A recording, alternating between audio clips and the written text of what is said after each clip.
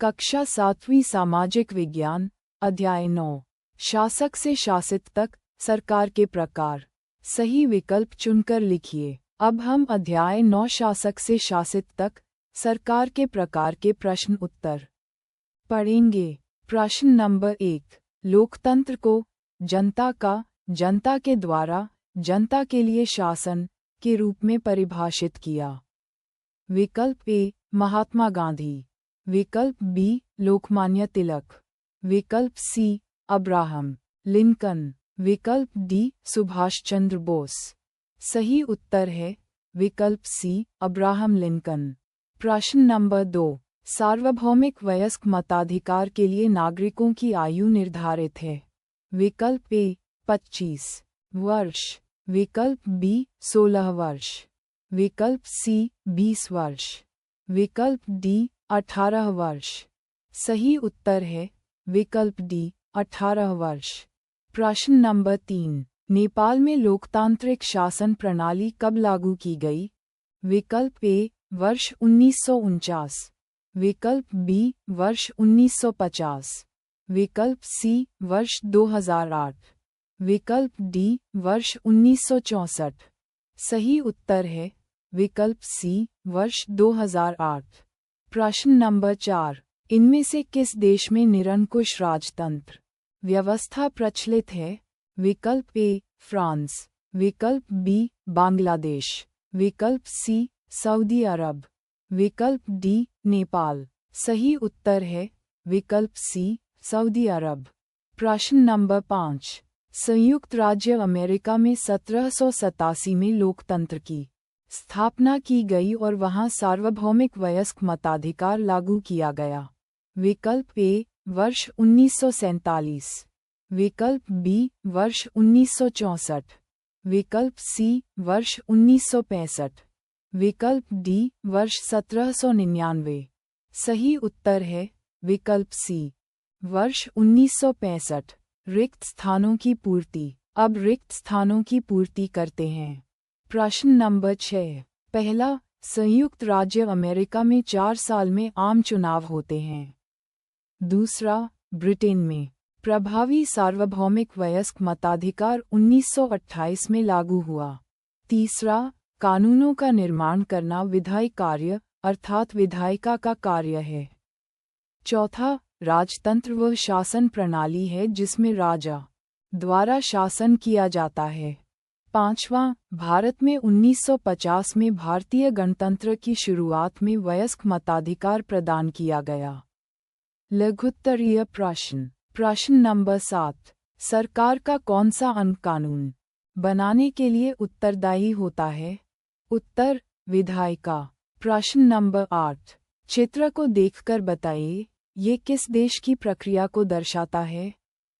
उत्तर, ये चित्र भारत में मतदान की प्रक्रिया को दर्शाता है, जिसमें मतदाता की उंगली पर अमिट स्याही लगाई जाती है। प्रश्न नंबर 9। अधिनायक तंत्र से क्या आशय है? उत्तर, ये सरकार का वह रूप है जिसमें एक व्यक्ति या छोटे समूह के पास पूर्ण शक्ति होती है तथा उन पर संविधान या कानून की कोई सीमा नहीं होती। प्रश्न नंबर 10। संप्रभु का अर्थ लिखिए। उत्तर, संप्रभु का अर्थ है कि किसी देश की शक्ति और अधिकार का स्रोत बाहरी प्रभाव से पूर्णतः स्वतंत्र है। लघुत्तरीय प्रश्न। प्रश्न नंबर 11।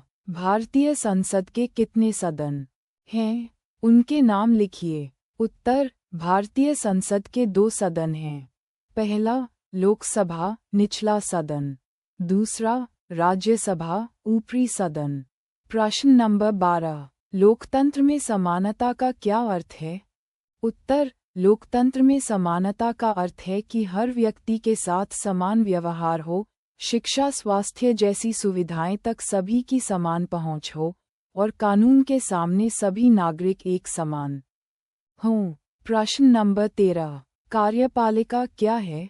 उत्तर, कार्यपालिका सरकार का वह अंग है जो बनाए गए कानूनों को लागू करने और उनके अनुसार देश का प्रशासन चलाने के लिए जिम्मेदार होता है।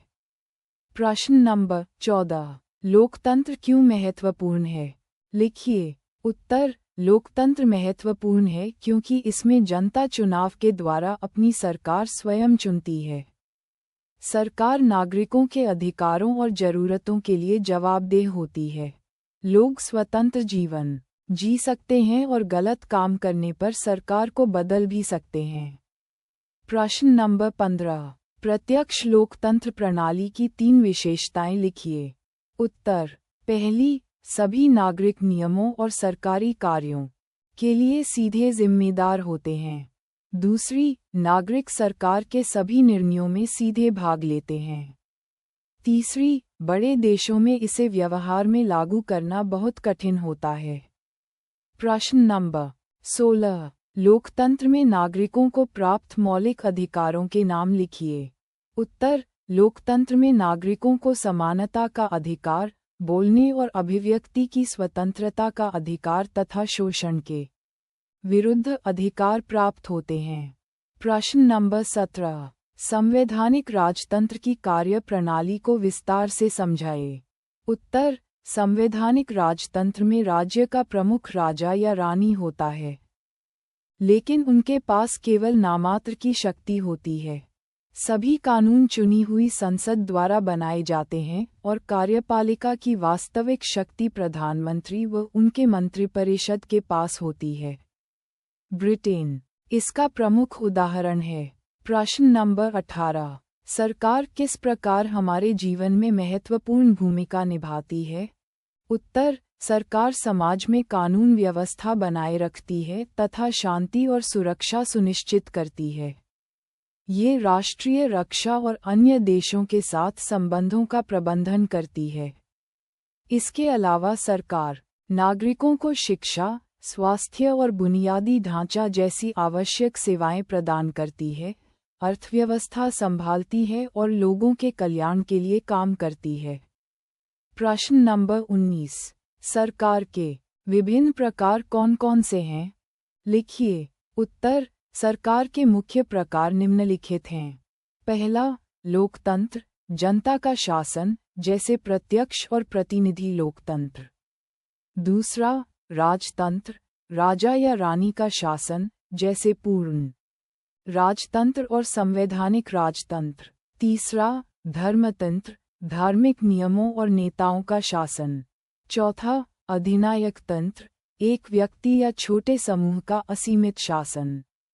पांचवां, गुटतंत्र, कुछ शक्तिशाली या अमीर लोगों के समूह का शासन। प्रश्न नंबर 20। लोकतंत्र के समक्ष कौन कौन सी चुनौतियां हैं? उत्तर। लोकतंत्र के समक्ष प्रमुख चुनौतियां हैं भ्रष्टाचार, धन की भारी असमानता, कुछ ही लोगों द्वारा लोकतांत्रिक संस्थाओं पर अत्यधिक नियंत्रण, न्यायपालिका की स्वतंत्रता का कमजोर होना और सूचना चैनलों अर्थात मीडिया में कमजोरी। ये समस्याएं लोकतंत्र के आदर्शों को हासिल करने में बाधा बनती हैं। प्रश्न नंबर 21। लोकतंत्र के मूलभूत सिद्धांत कौन कौन से हैं? किन्हीं 2 का वर्णन कीजिए। उत्तर। लोकतंत्र के मूलभूत सिद्धांत हैं समानता, स्वतंत्रता, प्रतिनिधि भागीदारी, सार्वभौमिक वयस्क मताधिकार, मौलिक अधिकार और स्वतंत्र न्यायपालिका। अब इनमें से 2 का वर्णन करते हैं। पहला, समानता, सभी नागरिकों को समान अधिकार और अवसर प्राप्त होते हैं।